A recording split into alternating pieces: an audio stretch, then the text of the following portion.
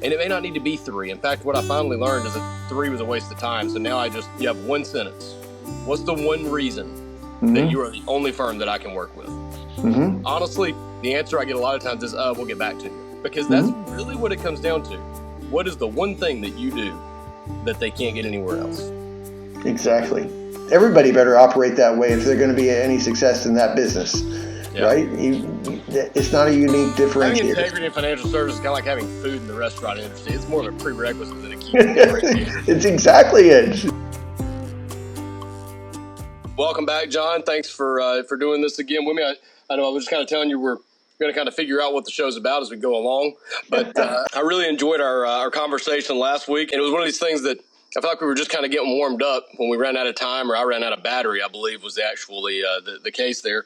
But it just kind of started to talk a little bit about learning what your vision is as a business. And we had just kind of started to scratch the surface on, okay, once you know what your vision is, if you just put that on bumper stickers or slogans or websites or whatever, and then you go and execute a completely different business plan, you're not going to be successful at all. And you're going to get a reputation of being phony or a poser or, whatever you want to, insert whatever word you want to use here, but none of them are good from the public's perspective. Correct. So I think that's such an important piece of running a business, and I think you're right. I think that's worthy of its own show topic. So, second episode in, we're already off script of our perfect little 13 list of 13 topics. We've already gone off script on the second one. I don't think we'll ever get to the 13. We'll be at show 100 and going, remember what number 9 was? Oh, yeah. There was a number 9. It's like a long time ago. And that's that's actually the nature of the work that I do. It's the nature of being in business. We always joked in the planning world, and I'm sure you remember this, is like the second a plan is written, it's obsolete, right? And which is why most of us don't really write plans anymore, because the temptation is to say, oh, perfect. I now know where I'm going. I now know what I am. I now know what I'm doing. And something comes along and that's out the window.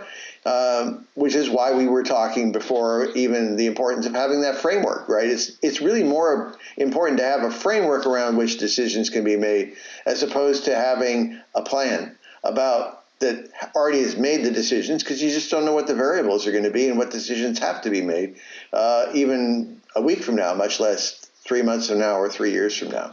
I think it was Mike Tyson. I don't want to give credit to the wrong person, but I'm pretty sure it was Mike Tyson that said everybody has a plan until they get punched in the mouth, because everybody that fought him said they had a plan to beat him, and he said everybody has a plan until they get punched in the face. But I think that's definitely the nature of business, and I think it's important as a business owner to know the direction that you're taking your business. I give the analogy sometimes, I'm in North Carolina, you're in California. This is a beautiful analogy. There are 100 different ways I can get from California to get to California from here if I wanted to drive. I can go through the north, through the Midwest, through the south. There's hundreds of different interstate combinations. I don't necessarily have to leave North Carolina knowing exactly which exit I'm going to take at exactly what time and exactly where I'm going to stop and fill up for gas and every little detail of it. But I better know to head west. That it's generally going to be going that way. If it's morning when I leave, then I need to be driving away from the sun, or if it's afternoon, I need to be driving towards it. That's a pretty good little check mark that I better make sure I know. Yeah. But other than that, you have to maintain some flexibility, because your best plan may get derailed in Tennessee. Well, you have to go north for a little while because of something, right? And having the framework around which you can make those decisions is the thing I think that's missing for a lot of businesses that are trying to get going. And again, you're so deep in the weeds, you can only really pay attention to what's right in front of you. And you may keep driving west into whatever that problem was, because you said, going west, so that's what I'm going to do, right? It's very important to have the ability to pivot, make adjustments, what I affectionately refer to as bob and weave, to stay in the Mike Tyson there you go. analogy, right? But you got to be able to bob and weave through life, because that is thinking that you're not going to ever run into an obstacle is really just not going to happen. Sorry. I want to be careful with the way I word this, but I may not quite word this the right way, but I would say it's important as a business owner when you're really at every step along the way, from the day you make the decision to start a business to every part of your day-to-day life running the business, to probably not just accept, but also come to expect failure. There are going to be things that you had in your plan. Failure, that's where I say failure may not be the right word there. It's not, we're not accepting that the business is failing, but you're going to have plans that do not go the way you thought they were going to go. Great example is I had as I've been kind of building mine out, I've known that there was a second layer to this cake that I needed to build out a little bit. And the light bulb went off one day and I knew I had the perfect idea, perfect way to fill in this gap that I had in my business and expand my services. And I think I sent out a batch of about 10,000 emails, and it was by far the lowest click rate or engagement rate I'd gotten on anything. And then of 100 and some people who got to my landing page, there are more people on this recording right now than there were that ever clicked a button to go on to learn more about it. Okay. And I thought that was a great plan. It was wrong, Yeah. Now I can bang my head against a concrete wall for a month and try to figure out how to change this and make everybody like this thing that I thought was so great. Or I can accept that I was wrong and I can move on to the next, whatever's next in my path. I think that's something that being adaptable in that is sometimes can be the difference in successful businesses and very quick failures. Yeah, rigidity is the enemy of pretty much any entrepreneurial endeavor, because there's too many variables. You just don't know for sure. And it's even going back to a couple of minutes ago when we were talking, and I had this thought. It's like you put it out there, and even if you don't use the word a poser or imposter, but if you put out a message and it's not resonating with your actions, right? If you're saying one thing but your actions are something different, what will happen is you may not get called anything negative, but you won't get anything positive that you're looking for either, right? Mm-hmm. That you won't attract clients. The magic of attracting clients or customers and growing and spontaneous growth is this knowing who you are, articulating who you are, what you stand for people to hear, having that resonate with people, and they go, that's what I want, and then they are attracted to you, and then they go to you. Right? There's so many pieces to that. So then if they get to you and you're not doing what they expected you to do, they'll disengage almost instantly. You can attract a lot of people, but if they don't get past, the first 30 seconds on your website or the first 5 seconds of your video, then and you lost that chance. You're never going to get it back again. They see your face again, they're going to go, but it didn't resonate, and they're just going to forget about you. Yeah. What are some checkpoints in your, what are some things that you do day in and day out to make sure that you're staying aligned with what your vision is? That, and we've got some specific ones with your branding. View from above being the whole meaning behind Altus and the name of your firm. How do you check your own temperature throughout your daily, weekly, monthly life to make sure that you're executing that? Because I guess for me, if you're looking at view from above and you're bogging your clients down in details, that's probably going a little bit against what your branding is, right? But at the same time, exactly. You're here to help them execute those details, but with that bigger picture. So I guess, how do you make sure that what are your litmus tests? Well, I do try on a daily basis just to approach the who am I question and just make sure it's like, all right, I'm starting my day. Am I ready to be no place else? Am I ready to be the person that I said I was going to be today?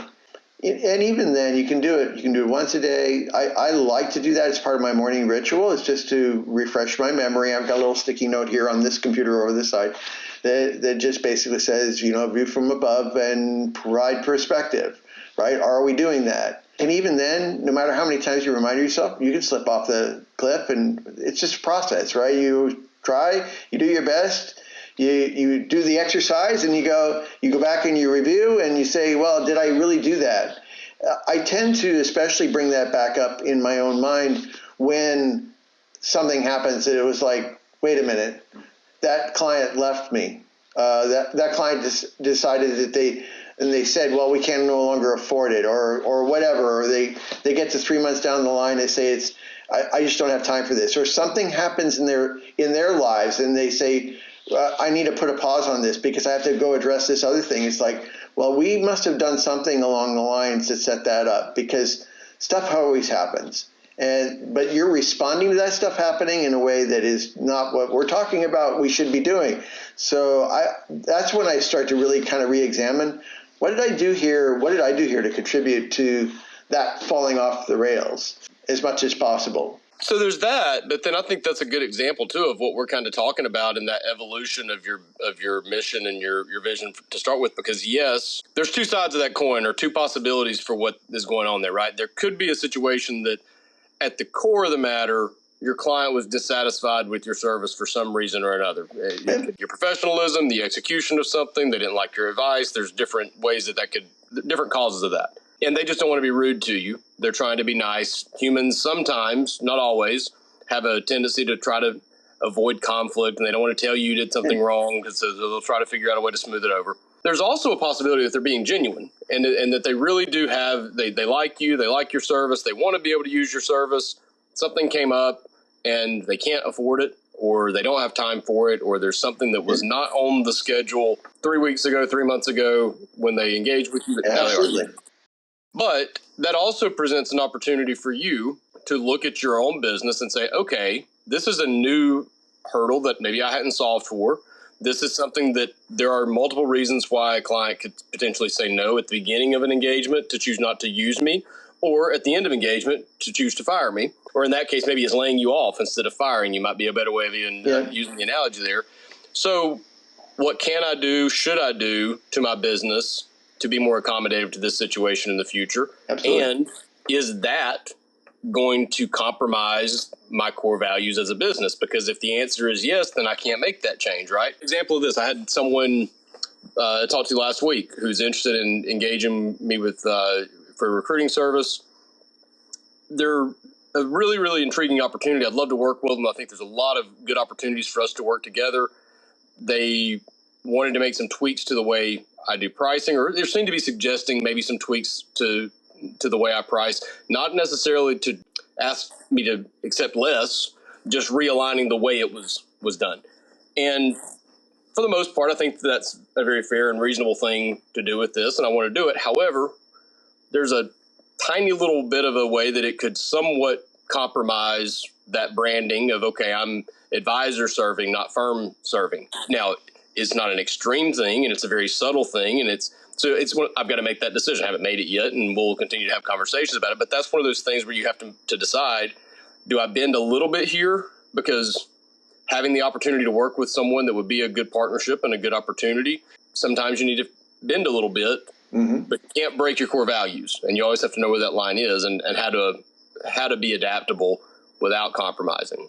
And that really goes back to the whole concept of what I call framework, right? So it's a means by which you can make a decision, and you have a process, a way of looking at all the variables associated with that decision, and putting this one higher than this one, or like that, right?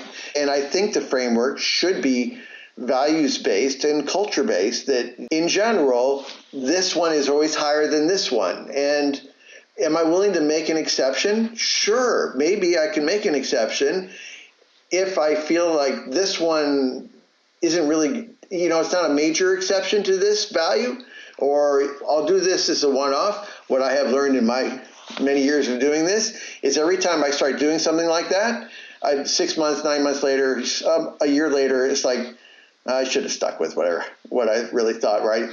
I compromised my values. I didn't think I was really compromising much of anything. And it's come back and I've shot myself in the foot in the long run, or it just didn't work out the way I'd hoped it might. And that's part of the ongoing decision-making process too, is looking at that framework and say, did it serve me well? When I made the decision, was that decision-making process, did it work for me? Or maybe could I improve my framework? And you can always build better scaffolding around which to make your decisions in the future. Yeah, I think the word that I think about a lot there is evolution. I mean, it's a process. I mean, I think I used the AT&T analogy before. If AT&T had dug their heels in at some point in time and said, we are only a telephone lines company, like we only do things with telephone lines, this mobile stuff and this web stuff, we are not getting into this generation. They're out of business. There is nothing left for them to be at this point if they go that route. they had to make the decision at some point that we're going to embrace something new. We're going to bend a little bit. We're going to adapt. And that was the correct decision. I could probably, well, I would say I could probably find you a lot of examples of folks making the wrong decision in that, but honestly, I can't because they're not in business anymore. So I don't know. You don't find those, the graveyards are full of the skeletons of those businesses that chose the wrong path. But you have to accept that evolution of your business and embrace that evolution of your business. And even your core values may evolve slightly over time as you find out that, you can be really rigid about a certain core value that your clients just don't care about. For whatever reason, they could care less that you have this great core value that you think is very important. And if the other people that you're engaging with in your services with don't think that's important, or they don't share your level of enthusiasm about that value, okay, maybe that one is one that you can compromise. But when it comes to integrity and sincerity and the ones that, whatever it is in our industry and financial services, I mean, hate to say it because integrity is one of those things everyone claims to have it, whether they do or not. You have to have on your website that you have integrity, because if you don't, I don't know, you fall behind somehow. But when everybody puts it out there, does it really matter anymore? Now you're just saying it because you have to say it.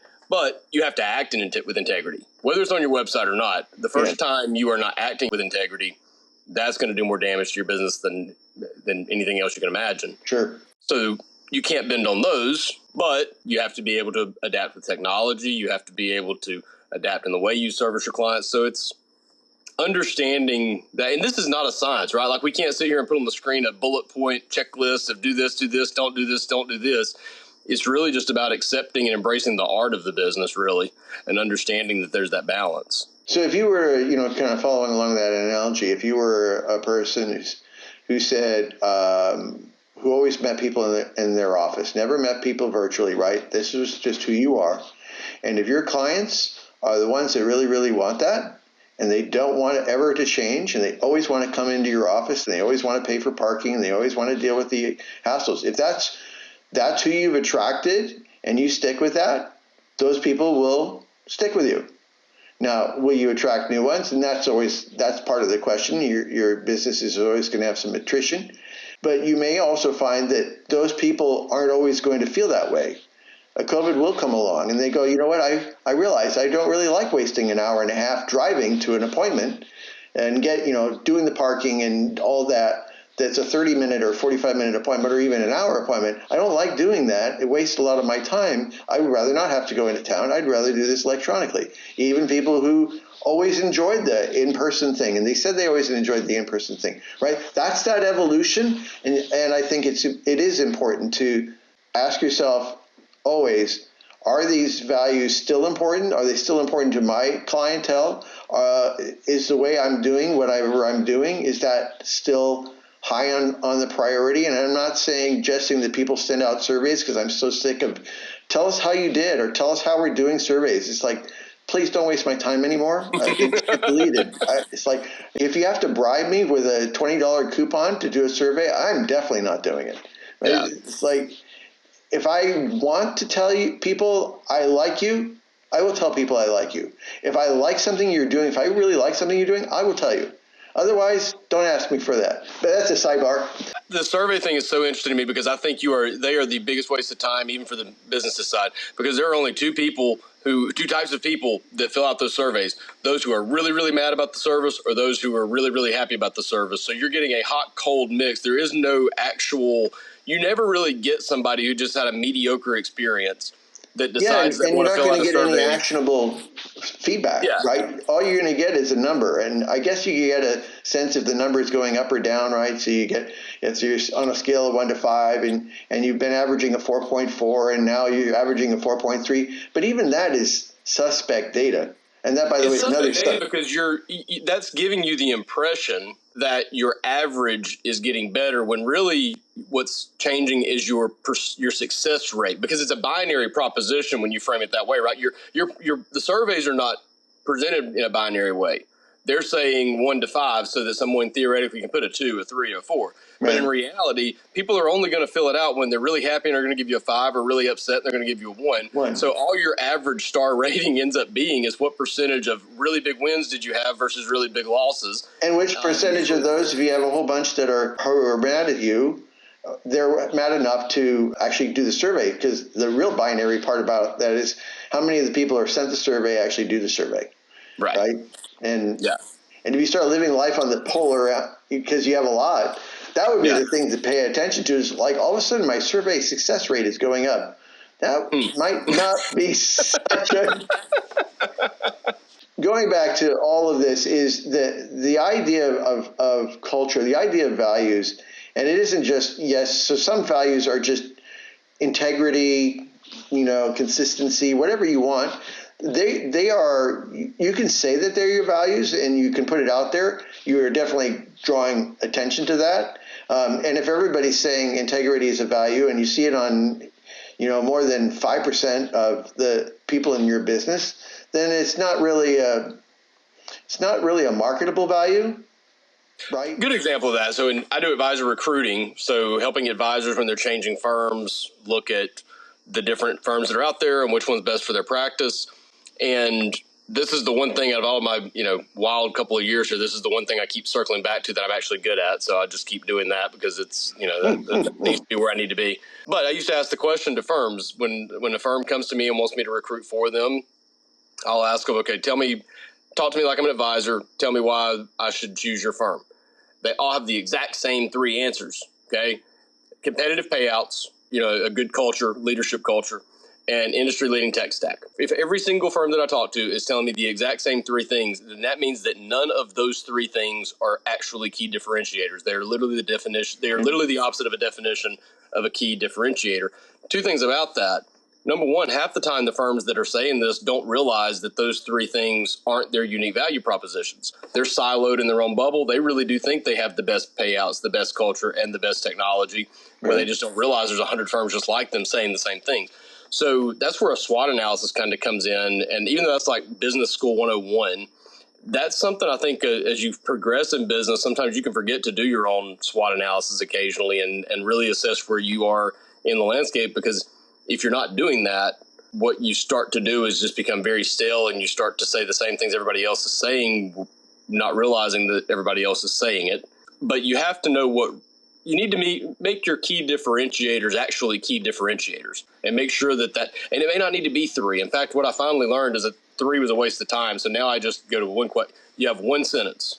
What's the one reason that you are the only firm that I can work with? And that usually, honestly, the answer I get a lot of times is, we'll get back to you. And I think that's a fair answer. That means I'm asking the right question, I think, because that's really what it comes down to. What is the one thing that you do that they can't get anywhere else? Exactly. And so when we were talking last time about the marketing message makeover and a lot of the work that I do with clients about, why is that so important, is because, one, we're trying to get rid of the 3 things. There was this, in personal development, there's this kind of concept or rule, and I'm not sure if it was, I know it's been quoted by lots of people, and I just don't know who originated the concept.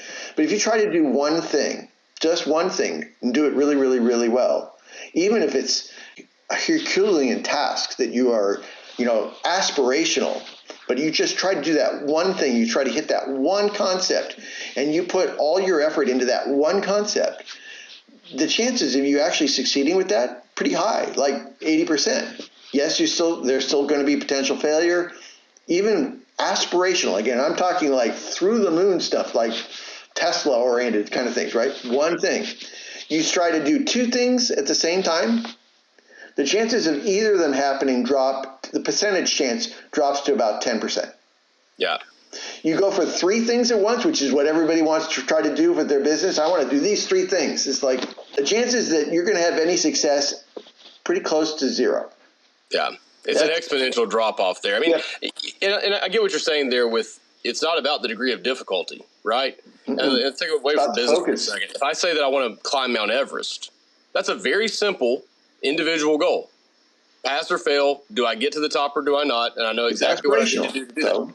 We but know it's it's hard. difficult. Yeah. Yeah, it may kill me, but it's not complicated to figure out what does that entail? It entails going to Mount Everest and climbing to the top of it.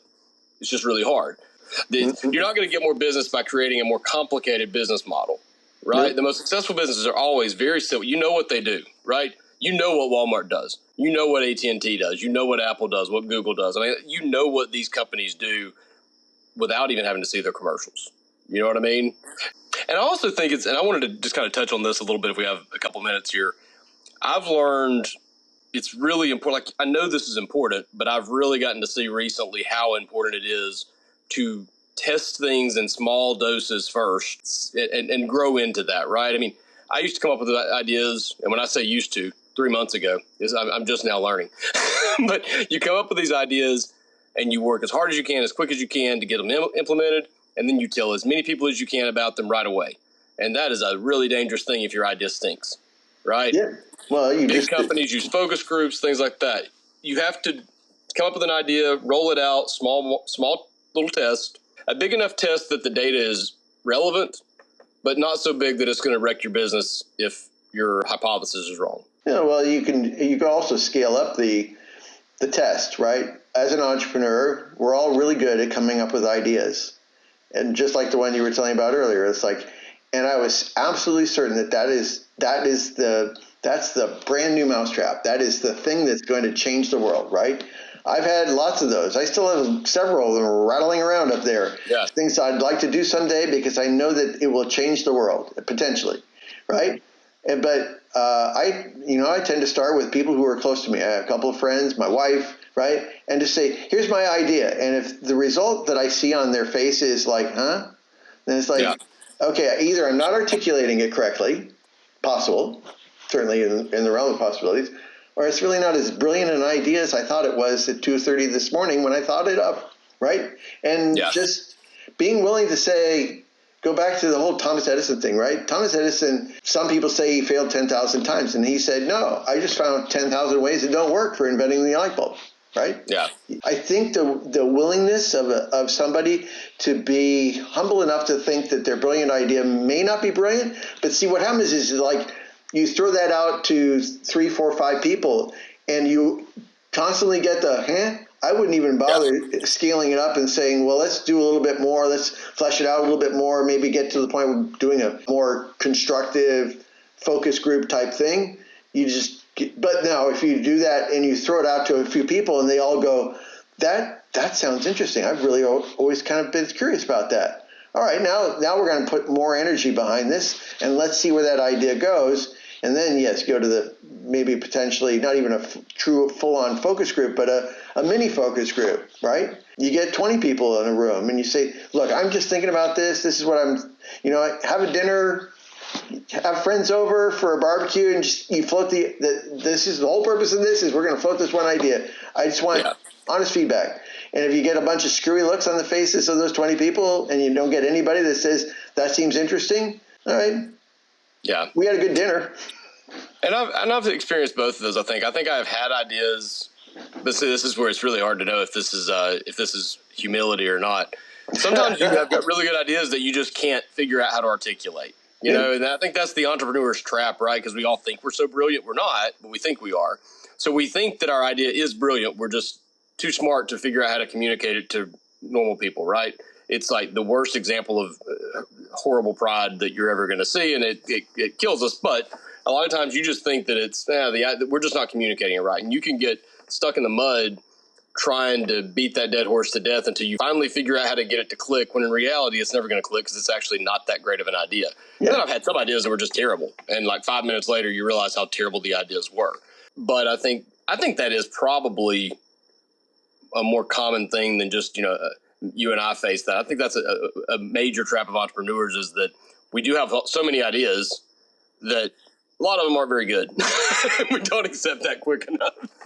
Well, that's fine. And I think if you hit the articulation wall, that's what I call it, when you're trying to, you have this thing that you know you want to share, and every time you share it, people look at you screwy. It's like maybe it's your wording, or maybe what you're sharing is garbage, and you don't know which one is it. Yeah. I don't know. And it doesn't matter, right? If they don't buy, it doesn't matter why they didn't buy. Why they didn't buy, right? Your bank account doesn't care if why they didn't buy. They just care that they didn't buy. So and part of it is, I think if you hit the articulation wall, you can just say to yourself one of two things. You can say it's a crappy idea, or you say it may be a good idea. I can't articulate it now. I would just say, let's move on. Keep thinking of other ideas. Put it on, maybe write it down on a piece of paper. Put it in the waiting room or whatever, right? And go back and revisit it in 3 months, and maybe you'll go, oh, that still really feels like a good idea. Maybe I do need to continue to work on the articulation. You can work on it and try it again. So like, obviously it didn't work well the way I expressed it last time. I don't even remember how I expressed it last time. Let me see if I can articulate it differently and try it again. That's fine too. I think that's a great closing tip. I think there is to write these ideas down somewhere and to have that think tank somewhere sitting around. Whether that's, I've got them in a few places. I've got a literal physical notebook that I kind of carry. It's not in reach right this second, but I can promise you it's in the room, right? Like it's never out of my reach. When I travel, it usually goes in the bag with me because if I need something, I'll do it. I've got notes on my phone that I've started that way. I've got a spreadsheet on my computer. I've got these things sitting around all over the place. And the great thing about writing them down is it's a great way to inventory how many of your ideas are actually any good, because I bet I delete 75% of them before I ever do the first thing, right? But you want it there. But sometimes I like to say, let it marinate a little bit. Sometimes after you let it marinate, let it simmer. 2, 3, 4 weeks later, it's not as good. Let it simmer. There you go. Yeah, let it simmer. We just, when you're doing even meetings with regular meetings, there's always the parking lot, and that's where I put a lot of stuff. I used to write a lot more stuff down and put it in the parking lot now, so I could catalog how many of my ideas were crap. And what I would do is in the book, if I had an idea, I'd write down in the book, right, and then if I got enough feedback that I knew it was crap, I put a bold line through it. So that and then if it was an idea that potentially I might want to come back and revisit, I would put a circle around it. Some of them didn't have lines and didn't have circles, but it was nice that when I went back into the book, 3 months later, which is I would make a conscientious effort to recycle the book, after a few months when everything is fresh to you now. It wasn't fresh when you wrote it, but it's fresh to you now because it's like, oh, I even thought of that? Oh, that's pretty cool. Yeah. But just focus on the circles and get a sense of like, how many circles are there on this page? Well, there's 20 lines on this page, 20 ideas, and there's one circle. So, yeah. But then I found I would start beating myself. I was like, well, there's only one circle out of 20 ideas. So all my ideas suck. It's like, no, it's part of the process. What I've tended to do now is I just have one place. It's like, if I have an idea and it has a potential, it goes into that parking lot. And then that parking lot gets revisited and gets culled. And if I go back and I look at it 3 months later and I just try to find the ones that resonate, there's 5 left, and there might be 20 ideas sitting in there, but there's only 4 or 5. That parking, the ones that have resonated, that cascading wise, there are only 2 or 3 of them that are on there. And that's things that I want to do still. And when you start to catalog it like that, your best ideas start to rise to the top and percolate. The bad ones because what happens is that space gets crowded, right? Like my spreadsheet gets crowded and I've got too many things to process. So then I finally was like, all right, I'm never going to get to this one. I'm never going to get to this one. This one's not that important. And then by that process of elimination, you start to see which ones actually do have some legs to it.